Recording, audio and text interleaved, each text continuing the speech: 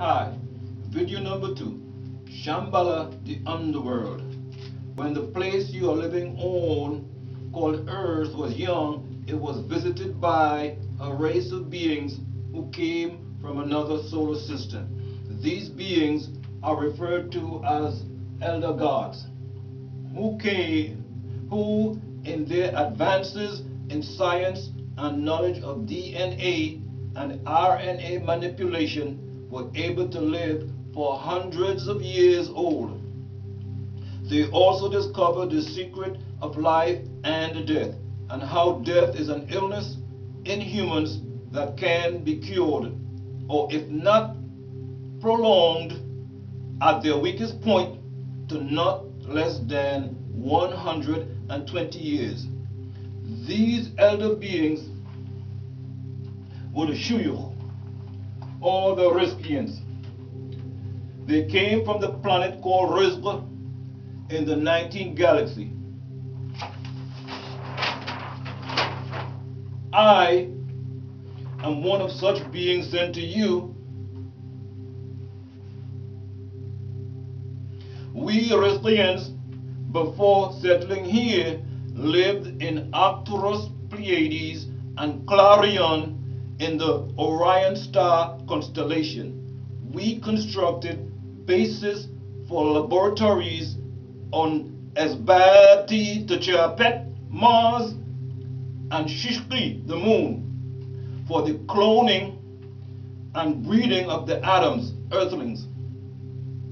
We left some of our hybrids who made their residence inside Shambhala. They were the Donakians.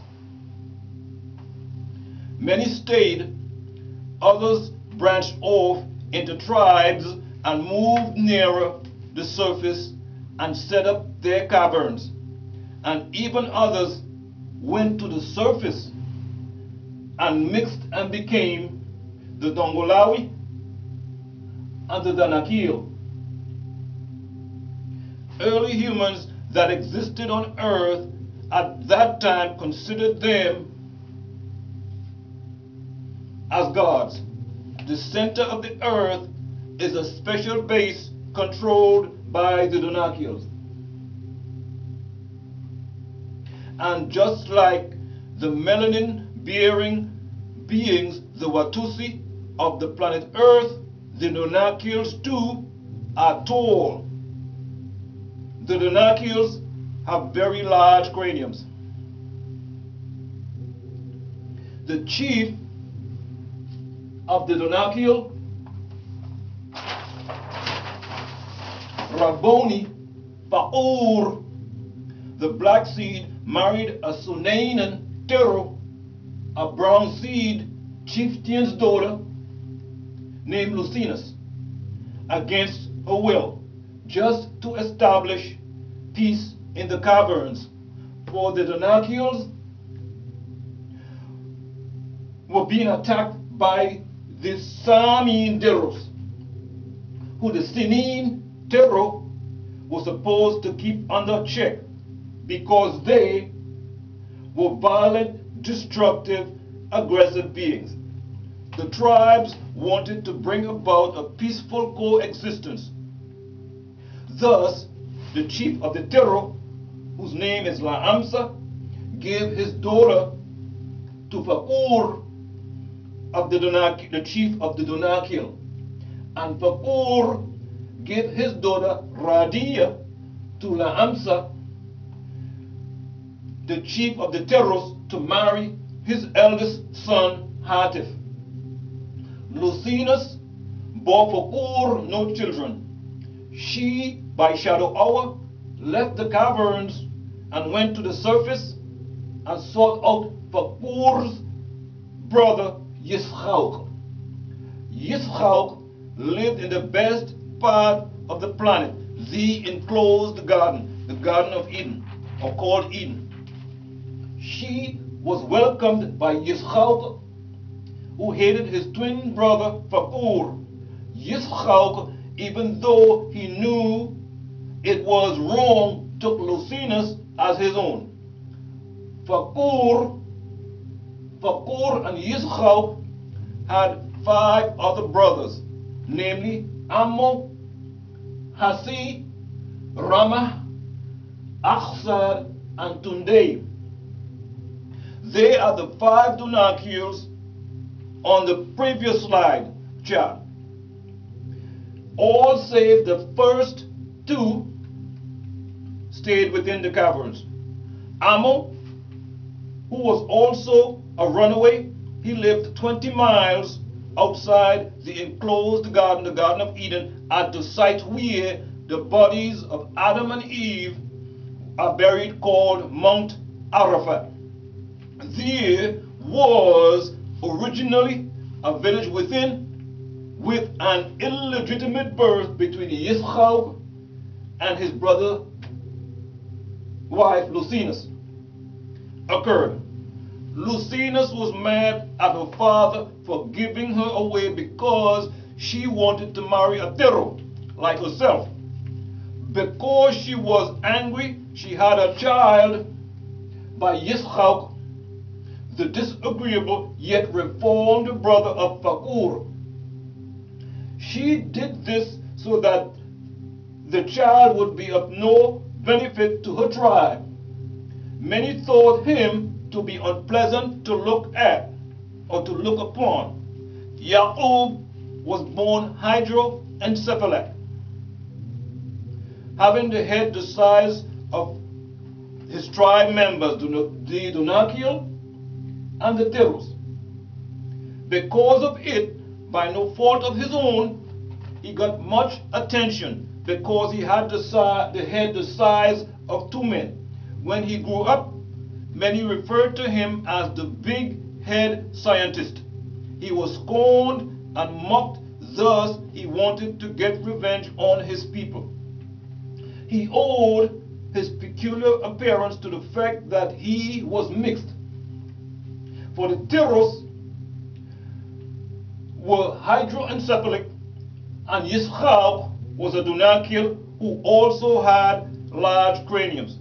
But his wife Lucinus was herself disagreeable, from the agreeable tribe of Teros, who had dome-shaped skulls. This combination produced the unsightly Yaqub. The Teros lived in an adjacent cavern to the Dunakiels. The Tero, Lucinus, refused to stay amongst the Dunakiels, for she was always teased about her cone-shaped head. Thus she came to the surface to seek out the surface Dunakiel. And this surface Dunakiel, brother of her husband Yishchak, was abstract looking amongst the surface dwellers, for his cranium was extremely large. This mixture gave birth to Yaqub. Yet they were the wisest of the wise in that land. They referred to them simply as aliens because of their contact with the Pleiadians. Not only did her son have the head the size of 2 men, but 2 brains, both activated by visitors from the Aldebaran and Pleiades. His name was called Yaqub, who was also known as Yahakobe, son of Yishchak. He was also known as Yaqub Har, Yaqub El, and Bar Yishchak. His mother's name was Lucinus. The Tero of the original tribe of Lunarians, inhabitants of the moon, who came to the planet and lived beneath the surface. She was not in agreement with a Tero marrying a Dunakiel for political reasons. Rebelling, being weak and wicked, her trials and tribulations led her to desire to destroy men. She did not know that this was prophesied by the 24 wise scientists called Magus or Magi, who charted this birth 8,400 years before it actually happened. What really happened was this became the opportune time for disagreeable Pleiadians to tap into his brains and inspire an unsightly thing. He was led to have faith that he could create a race of people that would rule over his people, and then the whole world. The people around him that got ear of his diabolical plan would ask, will these people be wicked and warlike? He simply answered, only I know that answer. You don't know. He knew he would be their God. When the Rizqians came here, some went beneath the earth and built a large computer, a mechanical device called Mech, from where they, today's Canaanite Caucasian beast man, got the word Macintosh.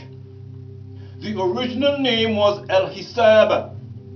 The disagreeable ones amongst them also built a computer. It was called H.A.L. And their Earth counterpart made an offshoot of H.A.L called IBM. If you take the letter prior to each of the letters in the international business machine IBM, you come up with H.A.L. H.A.L. H.A.L was the name of the IBM 3666 computer which the beast portrayed in the Devil's movie 2001, A Space Odyssey. With these machines,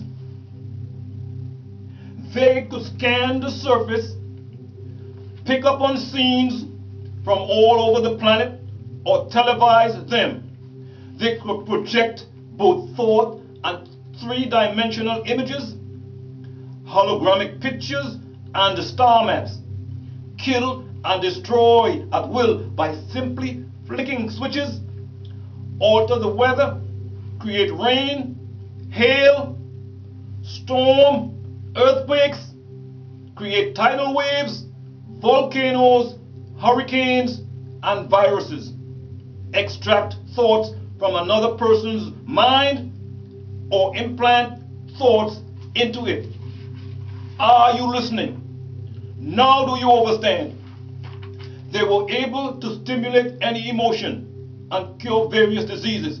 They also had Mech, which could be used for making clothing, food, and other articles. Over a period of time, the inner sun started throwing off radioactive particles, which polluted the air breathed into the lungs and accumulated in the food and water, causing a shortening of their life span by increasing the aging process and causing other effects. The shuyukh, trying to escape, bored underground, hollowing out artificially or modifying already existing natural caverns with a device similar to a laser beam. They proceeded to build larger cities with tunnels connecting them 4 to 20 miles beneath the surface. Many relocated to other planets, yet some stayed here in their newly carved out caverns and took some of their Hisaabat or computers. The same applied to the malevolent beings who, when relocated, became known as Hulub or flugel rods. With their massive machines also called Mech, also H.A.L. One group of agreeable elders wanted to make these devices available to the surface dwellers. However, the other group of disagreeable didn't agree because the surface dwellers were unskilled and were not able to use them correctly, while the agreeable elders said simply, let us teach them.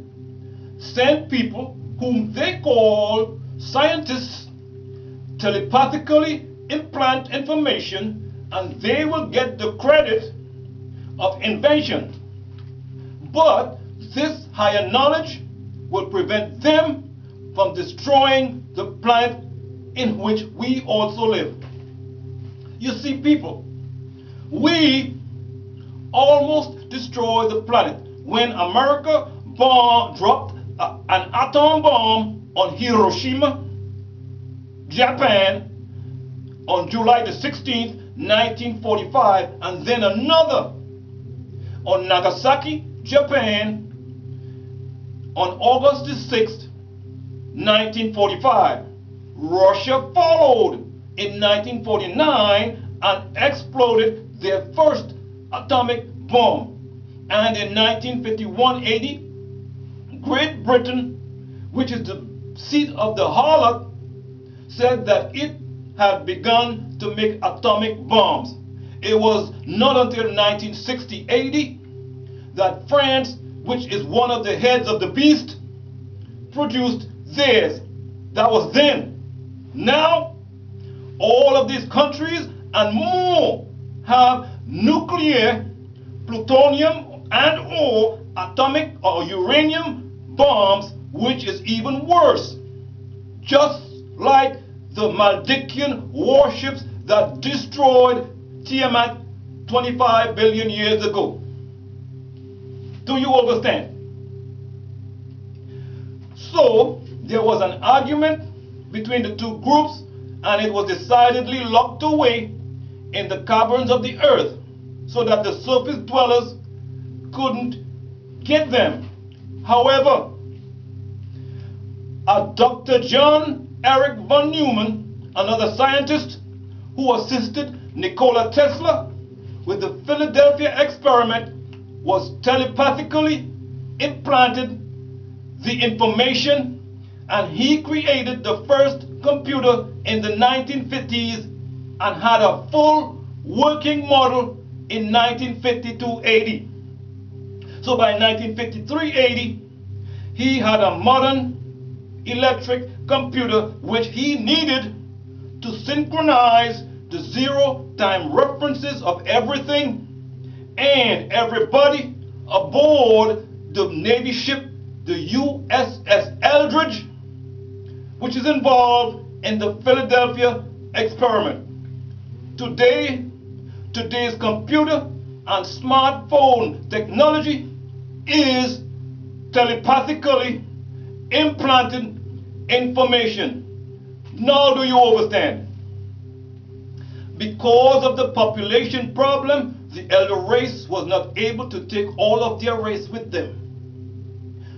The ones who were left behind began to disintegrate due to the radioactivity of the sun, the inner sun.